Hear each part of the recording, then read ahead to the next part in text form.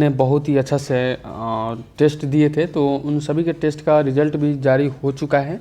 हमने डिस्प्लेस कर दिए थे, जिसका लिंक डिस्क्रिप्शन बॉक्स में मिल जाएगा। वहाँ से आप लोग देख सकते हैं कि किन बच्चों का रिज़ल्ट अच्छा परफॉर्मेंस के वजह से आया है, और आप भी कैसे टेस्ट दे सकते हैं इसका भी सलूशन है वहाँ पे, और दिया गया है कि आप भी टेस्ट देकर अपना अच्छा से अच्छा स्कोर कर सकते हैं।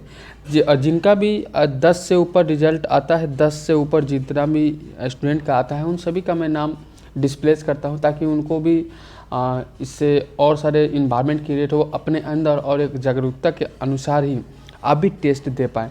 तो सभी प्यारे साथी को मैं बताना चाहूँगा कि बेल्ट्रॉन स्टेनोग्राफर और डाटा एंट्री ऑपरेटर तथा एग्जीक्यूटिव असिस्टेंट से रिलेटेड आपको यहाँ पे MS एक्सेस का पार्ट नंबर 3 चल रहा है यहाँ पे, और 2 क्लास पहले ही चल चुका है, जिसका लिंक नीचे डिस्क्रिप्शन बॉक्स में मिल जाएगा, जहाँ से आप लोग सीधा जाकर देख सकते हैं और अपना पिछला जो छूटा हुआ है उसको भी कवर कर सकते हैं।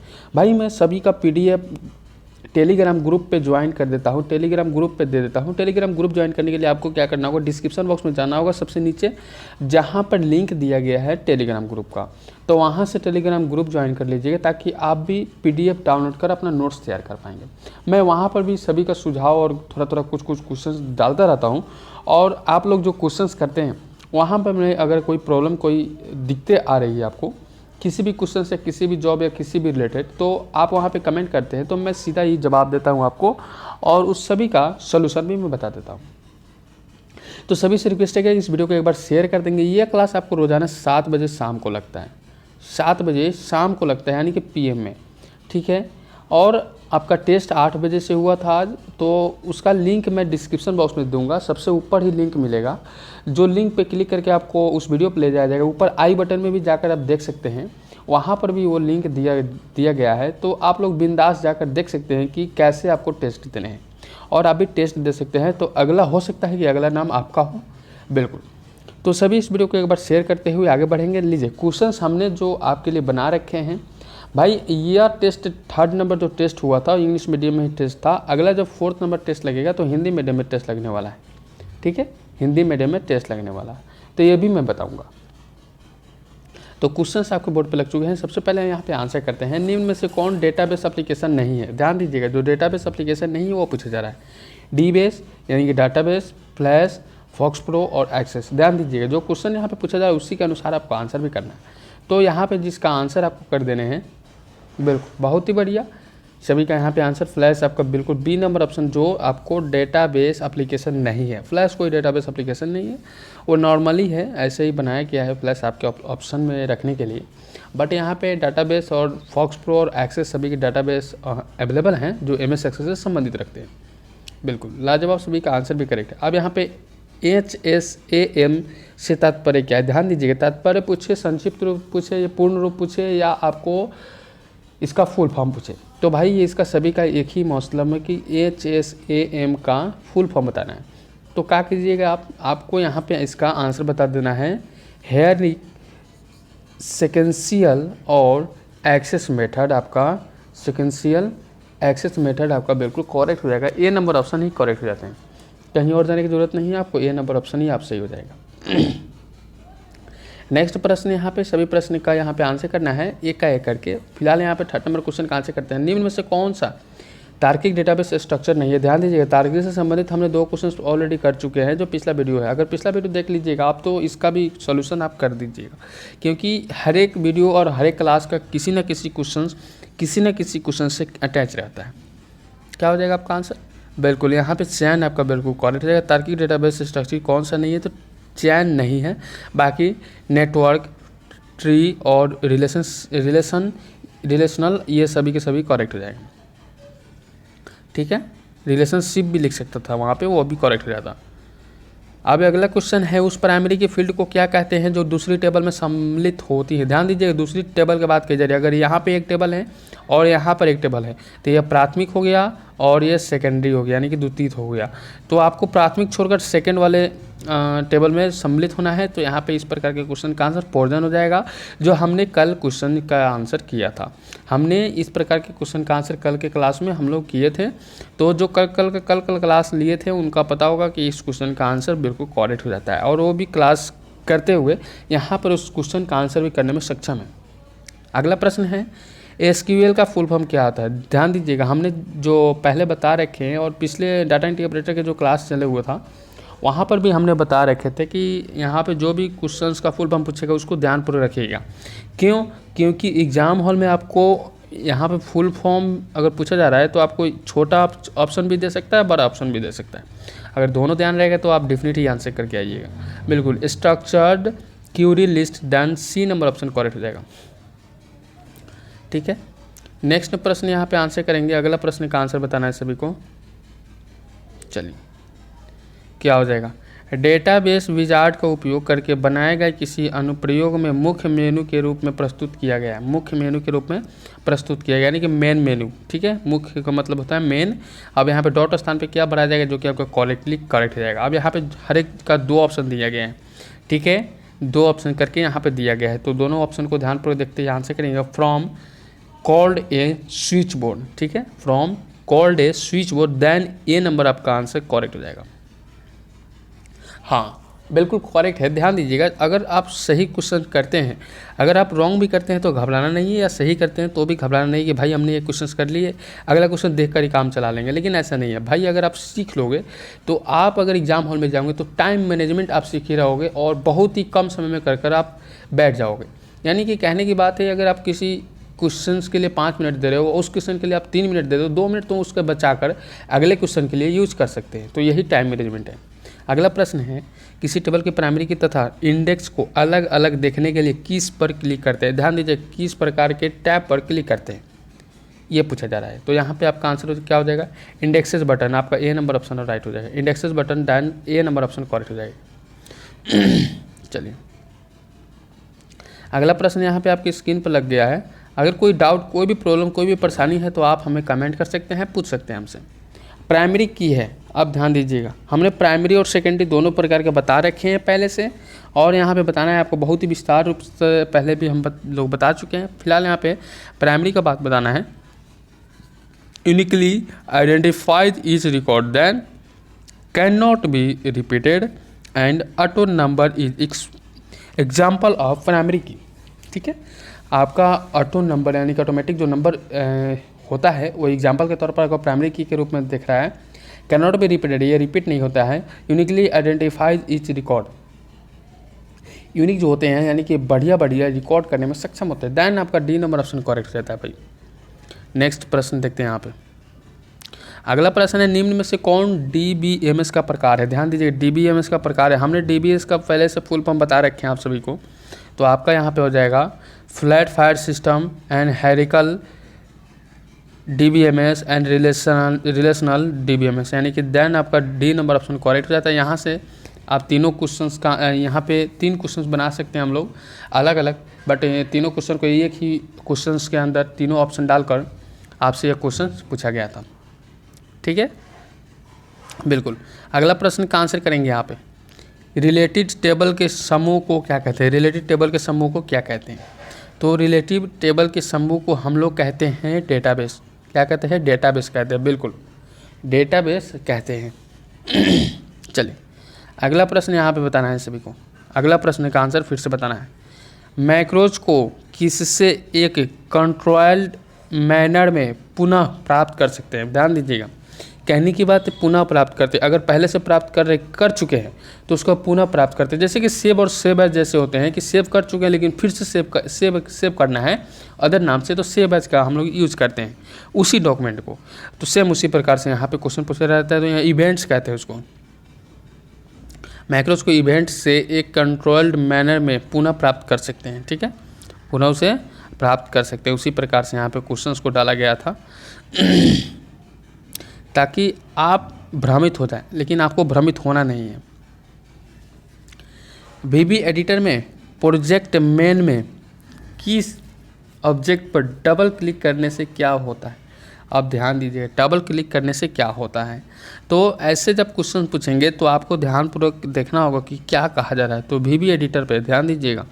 VB एडिटर प्रोजेक्ट पेन पे, अब प्रोजेक्टर जो पेन होते हैं उसी पे, यहाँ पे डिजिटल पेन भी होता है, प्रोजेक्ट पेन भी होते हैं, उसे उसी प्रकार से डबल क्लिक करना है।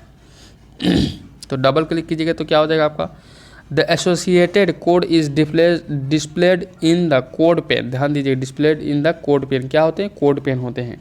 आपका ये नंबर ऑप्शन करेक्ट हो जाते हैं। बेहतरीन, सभी का बेहतरीन ढंग से एक बार आंसर कीजिए फिर से। यह क्लास आपको 7 बजे से लग रहा है, सभी एक बार वीडियो को शेयर कर देंगे प्लीज़।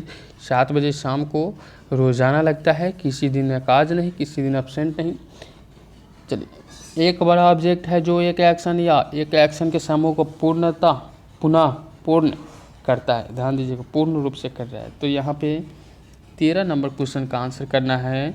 मैक्रो जिसको कहते हैं, डी नंबर ऑप्शन करेक्ट हो जाएगा। यह क्वेश्चन में से ऑप्शन को डाल दिया गया है ताकि आप भ्रमित हो जाएं, बट आप बहुत ही ओवर ब्रिलियंट हैं, आपसे भी भ्रमित होने वाले नहीं हैं। बहुत ही अच्छा। मेरे सभी प्यारे साथी के लिए अगला प्रश्न, डिफ़ॉल्ट रूप से प्रोजेक्ट पेन के मॉड्यूल फोल्डर में नए मॉड्यूल का क्या नाम होता है? ध्यान दीजिए, नए प्रकार के मॉड्यूल के क्या नाम रखते हैं आप? तो यहाँ पे 14 नंबर क्वेश्चन का मॉड्यूल फर्स्ट डैन आपका डी नंबर ऑप्शन करेक्ट हो जाते हैं। नेक्स्ट प्रश्न का आंसर बताना है सभी को। अगला प्रश्न का आंसर, एक मॉड्यूल में एक चेतावनी क्यूरी चिन्ह प्रदर्शित करने के लिए इस्तेमाल किया जाने वाला वीबी नाम है। वीबी एडिटर, ठीक है। विजुअल बेसिक एडिटर जिसको कहते हैं, तो वीबी नाम है, तो क्या हो जाएगा? बिल्कुल ट्राई कीजिए। वीबी क्वेश्चन, ठीक है, VB question D number option right हो जाएगा। ये क्वेश्चन आपके एग्जाम प्रीव्यू से काफ़ी इंपॉर्टेंट और महत्वपूर्ण हो सकता है, क्योंकि ये क्वेश्चन इंग्लिश मीडियम में डालकर आपको भ्रमित करने में बहुत ही सक्षम है। तो आपको दोनों मीडियम में क्वेश्चन हम देंगे। फिलहाल यहाँ पे इस प्रकार के क्वेश्चन का आंसर करेंगे आप। किसी मॉड्यूल में एक कमांड तथा प्रॉपर्टीज़ की श्रेणी है जो एक विशिष्ट टास्क के लिए प्रयोग किए जाते हैं। सभी एक बार वीडियो को शेयर कर देंगे। एक विशिष्ट टास्क के लिए प्रयोग किए जाते हैं, तो क्या हो जाएगा यहाँ पे? इस प्रकार के क्वेश्चन का आंसर क्या हो जाएगा आपका? बिल्कुल क्या हो जाएगा? प्रोडक्टर, ये आपका D C number option correct हो जाते हैं। प्रोडक्टर then C number option correct हो जाते हैं। बिल्कुल सी नंबर ऑप्शन करेक्ट हो जाते हैं। अगला प्रश्न का आंसर बताना है सभी को। क्या हो जाएगा? एक बड़ा ऑब्जेक्ट है जो कंट्रोल से स्वतंत्र होकर रन हो सकता है। ध्यान दीजिएगा, एक कंट्रोल पैनल होता है जो सभी के डिस्प्ले के अंदर अवेलेबल होते हैं, यानी कि सभी के कंप्यूटर में अवेलेबल होते हैं। उसी कंट्रोल पैनल से बाहर निकल कर स्वतंत्र होकर वो क्या होता है? रन होते हैं। तो आप कीजिएगा यहाँ पे मैक्रो और डी नंबर ऑप्शन राइट हो जाएगा। बिल्कुल। नेक्स्ट प्रश्न देखते हैं। यहाँ पे अगला प्रश्न का आंसर बताना है, निम्नलिखित में से कौन वेब डॉक्यूमेंट के लिए स्टैंडर्ड फाइल फॉर्मेट है? अब स्टैंडर्ड फाइल फॉर्मेट है, इस प्रकार के क्वेश्चन हमने MS एक्सेल और वर्ड और यहाँ पे आपको MS एक्सेल तीनों में बता रहा हूँ, तो आपको ध्यानपूर्वक देखना होगा और इसका आंसर भी करना होगा। तो यहाँ पे इस प्रकार के क्वेश्चन का आंसर क्या हो जाता है? HTML आपका ये नंबर ऑप्शन करेक्ट हो जाते हैं। HTML से संबंधित हमने पहले भी क्वेश्चन बता रहे हैं आप सभी को। नेक्स्ट प्रश्न देखते हैं। अगला प्रश्न का आंसर बताना है सभी को। क्या हो जाए? निम्नलिखित में से कौन एक्सटेंडेबल मार्कअप लैंग्वेज के लिए फाइल एक्सटेंशन है? कौन सा? EML, HTML, XML और XSD। क्या हो जाएगा आपका यहाँ पे आंसर? क्या हो जाएगा? बिल्कुल सभी का। तो ये XML आपका बिल्कुल सी नंबर ऑप्शन करेक्ट हो जाते हैं। XML आपका बिल्कुल राइट और करेक्ट और बिंदास हो जाएगा। नेक्स्ट प्रश्न का आंसर बताना है सभी को। फाइल का एक डिसएडवांटेज है यह है कि हम फाइल में किसी फील्ड को आसानी से नहीं बता सकते कि यह नंबर, टेक्स्ट, डेटा या करेंसी है। टेक्स्ट, डेटा या करेंसी है, तो क्या हो जाएगा आंसर? फटाफट आंसर करना है सभी प्यारे साथी को। यहाँ पे अगला प्रश्न का आंसर, तो टेक्स्ट आपका डी नंबर ऑप्शन करेक्ट हो जाते हैं। टेक्स्ट बिल्कुल करेक्ट और सही हो जाते हैं। नेक्स्ट प्रश्न देखते हैं। यहाँ पे अगला प्रश्न का आंसर बताना है सभी को। क्या हो जाएगा? फंक्शन संपूर्ण स्ट्रिंग को अपर केस में बदल देता है। ध्यान दीजिए, किस में बदल रहा है? तो अपर केस में बदल रहा है। तो अपर केस से संबंधित जो क्वेश्चन आएगा, यह क्वेश्चन बार बार पूछा जाता है, बार बार लगातार ये क्वेश्चन डाला जाता है आपके एग्जामों के लिए। तो आपका आंसर हो जाएगा यू केस, अपर केस का यू केस हो जाएगा। बी नंबर ऑप्शन करेक्ट हो जाएगा। ठीक है, यू केस आपका बिल्कुल करेक्ट हो जाते हैं। बिल्कुल। नेक्स्ट प्रश्न देखते हैं। यहाँ पे अगला प्रश्न का आंसर बताना है सभी को। डेट टाइम वैल्यू से कौन सा फंक्शन महीने का नाम एक्सट्रैक्ट करता है? अब यहाँ पे टाइम हो जाएगा, एम के जगह एन लिखा गया है, यहाँ पर हो जाएगा। ठीक है, बिल्कुल। डेट टाइम वैल्यू से कौन सा फंक्शन महीने का नाम एक्सटेंशन हो जाता है, एक्सट्रैक्ट कर सकते हैं और करते भी हैं। तो आप कीजिएगा यहाँ पे इस प्रकार के क्वेश्चन का answer month name, that month name आपका बी नंबर ऑप्शन करेक्ट हो जाते हैं। इससे क्या संबंधित निकल के आता है, तो मंथ नेम निकल के आएगा, बी नंबर ऑप्शन राइट हो जाते हैं। अगला प्रश्न का आंसर बताना है सभी को, निम्नलिखित फंक्शनों में से कौन सा एक संख्यात्मक फील्ड में सभी मानों के लिए उपयोग किया जाता है। सभी मानों के लिए ध्यान दीजिए, जितने भी प्रकार के मान होते हैं उन सभी के मानों के लिए ये करने में सक्षम होते हैं, उपयोग करने में, यूज करने में। तो एनयूएम यानी कि नाम, काउंट, सम, टोटल क्या हो जाएगा क्या हो जाएगा यहाँ पे सभी प्यारे साथी के लिए। तो यहाँ पे काउंट आपका बिल्कुल सही हो जाते हैं, बी नंबर ऑप्शन करेक्ट हो जाते हैं और आपका बी नंबर ऑप्शन ही करेक्ट सही हो जाएगा बिल्कुल सभी प्यारे साथी का यहाँ पे। अगला प्रश्न का आंसर बताना है सभी को, क्या हो जाएगा। अगला प्रश्न है, टेबल के फील्ड लिस्ट में प्राइमरी की होती है। ध्यान दीजिए, प्राइमरी की होती है किस प्रकार से। देन जो क्वेश्चंस यहाँ पे लगने वाले हैं काफ़ी अच्छे लेवल के क्वेश्चंस लगने वाले हैं। तो टेबल के फील्ड लिस्ट में प्राइमरी की होती है क्या हो जाएगा यहाँ पे। तो आप कीजिएगा यहाँ पे with the icon, then D number option correct रहेगा, विथ की आइकन आपका बिल्कुल डी नंबर ऑप्शन करेक्ट हो जाते हैं, बिल्कुल करेक्ट है। अगला प्रश्न का आंसर बताना है सभी को। अगला प्रश्न क्या हो जाएगा, इनपुट मास्क विजार्ड में निम्न में से क्या करने की क्षमता नहीं होती, क्या करने में क्षमता नहीं होती है। तो force all upper case, defined place holder, store symbols with data, use पर प्रेजेंट मार्क्स। देन क्या हो जाएगा आपका ऑप्शन, इनपुट मास्क विजार्ड में निम्न में से क्या करने के लिए सक्षम और क्षमता नहीं है। तो अगला प्रश्न का आंसर क्या हो जाएगा आपका, force all upper case, then A number option करने में सक्षम नहीं होता है। बाकी define placeholder, store symbol with data, use present and mask करने में सक्षम होते हैं। देन आपका ए नंबर ऑप्शन राइट हो जाता है यहाँ पे, क्योंकि नॉट के बारे में पूछा जा रहा है। ये भी ध्यान रखिए कि क्या पूछा जा रहा है, क्या पूछा नहीं जा रहा है। तो इस तरह से आप अगर ध्यान रखते हैं तो अगला क्लास जब लगेगा तो आप करने में बहुत ही ईजी करने में सक्षम हो जाएंगे। अगला प्रश्न है, डेटाबेस प्रॉपर्टी में सम्मिलित नहीं होती है। डेटाबेस प्रॉपर्टी में क्या सम्मिलित नहीं होती, टाइटल, अदर, अथर और कंपनी साइज क्या हो जाएगा, डेटाबेस प्रॉपर्टी में सम्मिलित नहीं होता है। क्या हो जाएगा आपका आंसर, आपका आंसर क्या हो जाएगा यहाँ पे। तो आपका आंसर हो जाएगा टाइटल, आपका ए नंबर ऑप्शन राइट हो जाते हैं, टाइटल बिल्कुल करेक्ट और सही हो जाते हैं। नेक्स्ट प्रश्न का आंसर बताना है। अगला प्रश्न का आंसर क्या हो जाएगा, यहाँ पे जो क्वेश्चंस लगेगा काफ़ी अच्छे लेवल के क्वेश्चंस हैं। एक डायनेमिक गणितीय गणना है जो एक विशिष्ट फील्ड के लिए सिंगल वैल्यू को दर्शाती है। ध्यान दीजिएगा, ये इस प्रकार के क्वेश्चन हमने 2 कर चुके हैं, ठीक है। एक डायनेमिक गणितीय गणना है जो एक विशिष्ट फील्ड के लिए सिंगल वैल्यू को दर्शाता है। तो आपका आंसर हो जाता है यहाँ पर आपका आंसर हो जाता है एग्रीगेट फंक्शन। एग्रीगेट फंक्शन आपका सी नंबर ऑप्शन राइट हो जाता है 12 नंबर क्वेश्चन का, बिल्कुल बेहतरीन। अगला प्रश्न का आंसर बताना है सभी को। इंसर्शन पॉइंट की भांति दिखाई देता है, इंसर्शन पॉइंट की भांति क्या दिखाई देता है, एच पॉइंटर, आई पॉइंटर, एच बीम और आई बीम। भाई यहाँ पे जो क्वेश्चंस लगे हुए हैं इस प्रकार के क्वेश्चंस को आपको ध्यानपूर्वक देखकर आंसर करना होगा। क्या हो जाएगा, बिल्कुल तो आई बीम आपका बिल्कुल सही हो जाएगा, डी नंबर ऑप्शन राइट हो जाते हैं। आई बीम बिल्कुल करेक्ट हो जाते हैं, जो इंसर्शन पॉइंट के भांति दिखाई देने में पर्याप्त होता है। अगला देखते हैं यहाँ पे नेक्स्ट प्रश्न, यहाँ पे जो लगेगा सर्वाधिक लोकप्रिय औद्योगिक DBMS कौन सा है। सर्वाधिक लोकप्रिय औद्योगिक सभी को पता है यहाँ पे 14 नंबर क्वेश्चन का आंसर कि माइक्रोसॉफ्ट एक्सेस, जो DBMS का कार्य करने में सक्षम होता है। DBMS क्या होता है, माइक्रोसॉफ्ट एक्सेस होता है, MS एक्सेस होते हैं, ठीक है। अगला प्रश्न का आंसर बताना है सभी को। डेटा ट्रैकिंग ज़रूरतों को बढ़ाने के रूप में डेटाबेस की विकसित करने की क्षमता इसकी अपनी है। इसकी अपनी क्या है, तो यहाँ पे 15 नंबर प्रश्न का आंसर बताना है सभी को। आंसर हो जाएगा सभी का स्केलेबिलिटी। यहाँ पे 2 क्वेश्चंस पहले से बन चुका है, आपको मैं बता चुका हूँ। डेटा ट्रैकिंग ज़रूरतों को बढ़ाने के लिए आप किसके रूप में, तो डेटाबेस के विकसित करने की क्षमता की अपनी स्केलेबिलिटी करने में सक्षम होते हैं। देन आपका ये नंबर ऑप्शन राइट हो जाते हैं, बिल्कुल करेक्ट और सही। आपका अगला प्रश्न का आंसर बताना है सभी को। क्या हो जाएगा अगला प्रश्न? यहाँ पे सर्वाधिक ओपन सोर्स DBMS है। अब यहाँ पे सर्वाधिक ओपन सोर्स कौन सा है, तो आपको पता है यहाँ पे अगला प्रश्न का आंसर क्या हो जाने वाला है।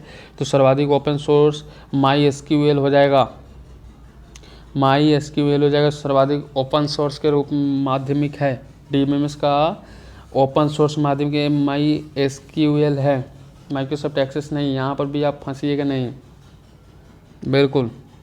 नेक्स्ट प्रश्न का आंसर बताना है यहाँ पे। अगला प्रश्न का आंसर बताना है सभी को। क्या हो जाएगा अगला प्रश्न? यहाँ पे अगला प्रश्न है सभी के लिए लग चुका है, एक ऐसा DBMS जो विभिन्न ऑपरेटिंग सिस्टम पर चल सकता है। ध्यान दीजिएगा, विभिन्न ऑपरेटिंग सिस्टम पर चल सकता है।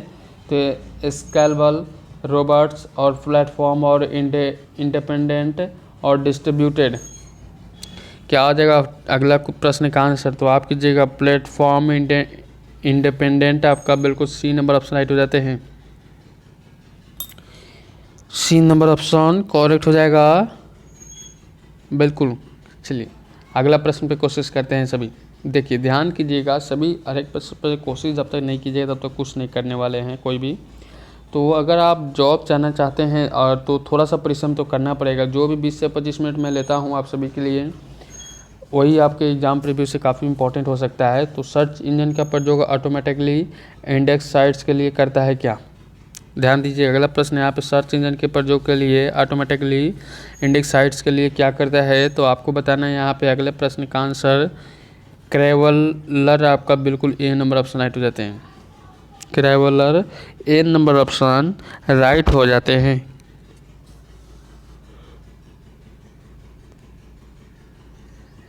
चलिए अगला प्रश्न का आंसर बताना है सभी को। पर्सनल डेटाबेस के लिए क्लियर लीडर कौन सा है? पर्सनल डेटाबेस के लिए क्लियर लीडर कौन सा है? पर्सनल डेटाबेस के लिए क्लियर लीडर कौन सा है? तो आपको यहाँ पे बताना है क्लियर लीडर कौन सा है। Microsoft Access. Then A number option correct रहते हैं। माइक्रोसॉफ्ट एक्सेस सबको क्लियर लीडर के रूप में आता है। A नंबर ऑप्शन करेक्ट और सही हो जाते हैं। ठीक है, बहुत बढ़िया। अगला प्रश्न का आंसर बताना है। सॉफ्टवेयर टूल है जो डेटा को स्टोर या एक्सेस करता है। स्टोर या एक्सेस करने में, यानी कि स्टोर मतलब अपने अंदर रख लेना और एक्सेस करना यानी कि उसके बारे में जांच पड़ताल करना। तो आपको टेबल, DBMS और क्यूरी और रिपोर्ट 4 ऑप्शन में से एक ऑप्शन चूज करके हमें बताना है फटाफट यहाँ पे। बिल्कुल, तो आप कीजिएगा यहाँ पे बिल्कुल DBMS आपका बिल्कुल करेक्ट हो जाता है। B नंबर ऑप्शन राइट हो जाते हैं। ध्यान दीजिएगा MS एक्सेस के लिए DBMS से संबंधित क्वेश्चंस काफ़ी इंपॉर्टेंट हो जाता है आपके लिए। अगला प्रश्न का आंसर बताना है। इस डेटाबेस में केवल एक टेबल होती है। रिलेशनल, लार्ज, फ्लैट फाइल और DBMS कौन से आपका आंसर हो जाता है यहाँ पे? अगला प्रश्न का आंसर बताना है सभी को। तो आप फ्लैट फाइल, आपका C नंबर ऑप्शन राइट हो जाएगा। फ्लैट फाइल आपका बिल्कुल करेक्ट और सही हो जाते हैं। ठीक है, अगला प्रश्न का आंसर बताना है सभी को। अगला प्रश्न यहाँ पे, डेटाबेस में पिक्चर स्टोर करने के लिए फील्ड की आवश्यकता होती है। अब यहाँ पे फील्ड का मतलब होता है स्टोर करना।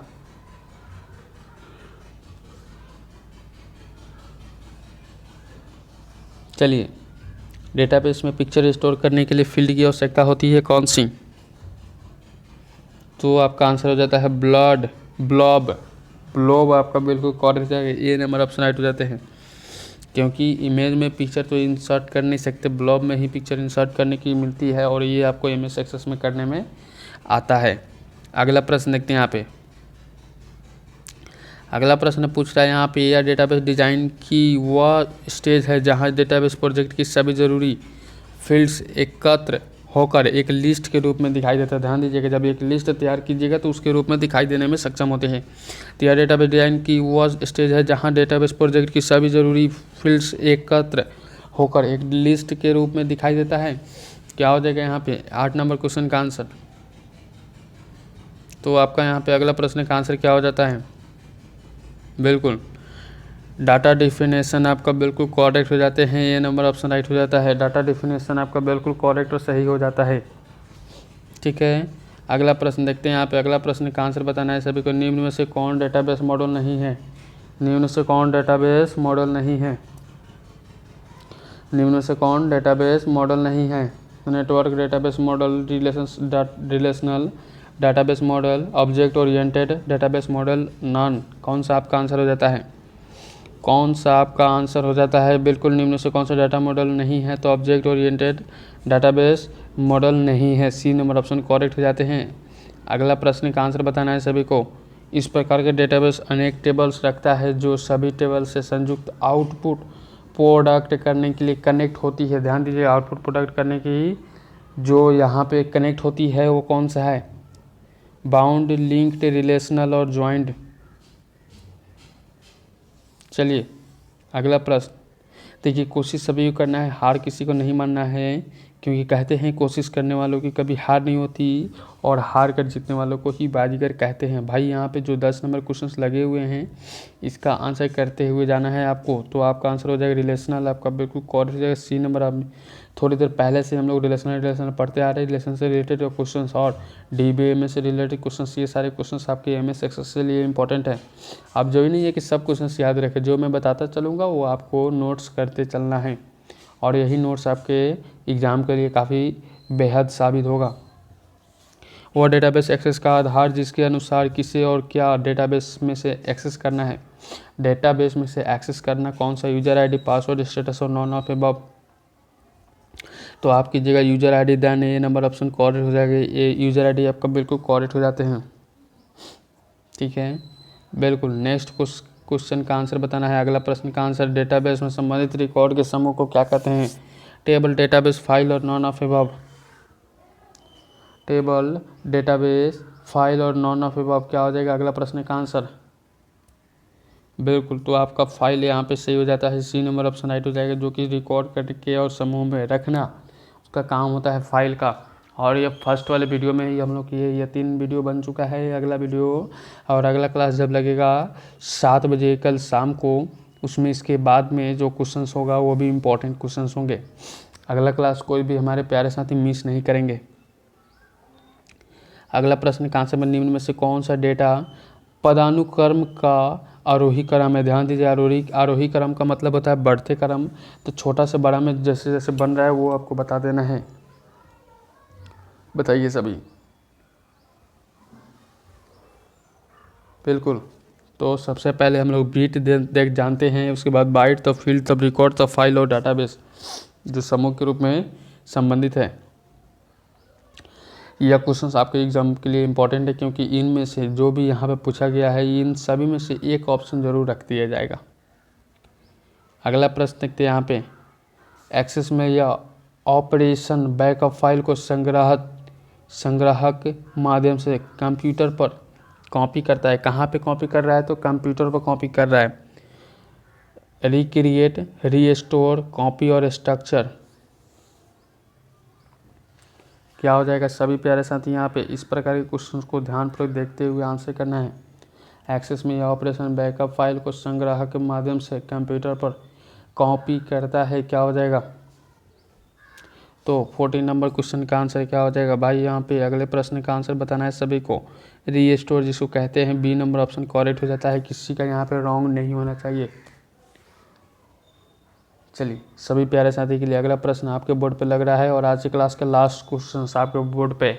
फिर हम लोग मिलेंगे अगले क्लास पे कल पुनः शाम 7 बजे। चलिए, तो यदि आप input mask wizard dialog box में गलत प्रविष्टि कर देते हैं तो यह आपको सुझाव देता है कि आपके द्वारा की गई प्रविष्टि गलत है। कहने के बाद यूजर के द्वारा ही गलत है ये साबित करने के लिए बताया जा रहा है। Text error, validation error, literal error और एंट्री एरर क्या दिखाई देगा? तो आपको यहाँ पे इस प्रकार के क्वेश्चंस को देखते हुए आंसर करना है। क्या हो जाएगा? बिल्कुल, तो आपका वैलिडेशन एरर बताएगा। बी नंबर ऑप्शन राइट हो जाएगा सभी का। बी नंबर ऑप्शन करेक्ट हो जाएंगे। चलिए, तो आज के लिए बस इतना ही। उम्मीद है कि यह वीडियो या क्लास आप लोगों को अच्छा लगा होगा तो प्लीज़ इस वीडियो को लाइक ज़रूर कर दीजिएगा। ठीक है, लाइक कर देते हैं तो आप इसके द्वारा हम मोटिवेट हो जाते हैं और आपके लिए अच्छे अच्छे क्वेश्चन लाते हैं। और प्लीज़ आप अपने दोस्तों के लिए इसको शेयर ज़रूर कीजिएगा। अगर आप शेयर करते हैं तो आपके जितने भी फ्रेंड्स हैं उन सभी को इसका बहुत ही फ़ायदा मिलता है। और ओपन लाइव स्टडी परिवार से जो नहीं जुड़े हों सब्सक्राइब करके बेल आइकन को प्रेस कर दीजिए, जुड़ जाइएगा हमसे रोज़ाना क्लास करने के लिए। तो चलिए फिर मिलते हैं अगले क्लास में एक नियमित समय 7 बजे एक नए क्लास, नए जोश, नए उमंग के साथ में। तब तक इजाज़त दीजिए। Goodbye, best of luck, जय हिंद सभी साथियों को। और जो टेस्ट नहीं दिए हैं टेस्ट दे दीजिएगा। अगर आप 10 में से ऊपर मार्क्स लाते हैं तो मैं उसका डिस्प्ले पर नाम करूँगा और मैं उनसे कहना चाहूँगा कि वो एक ही बार टेस्ट दे ताकि मुझे भी रिज़ल्ट शो करने में काफ़ी फ़ायदा हो। कोई बच्चा ये कर रहा है कि 2-2 बार 3-3 बार टेस्ट दे रहा है और कम से कम समय 30 से 35 सेकंड में ही आंसर बता रहा है। तो भाई ऐसे थोड़ी होता है। आप एकदम से अच्छे लेवल से ट्राई कीजिए। आप अच्छे स्टूडेंट हैं अच्छे की तरह।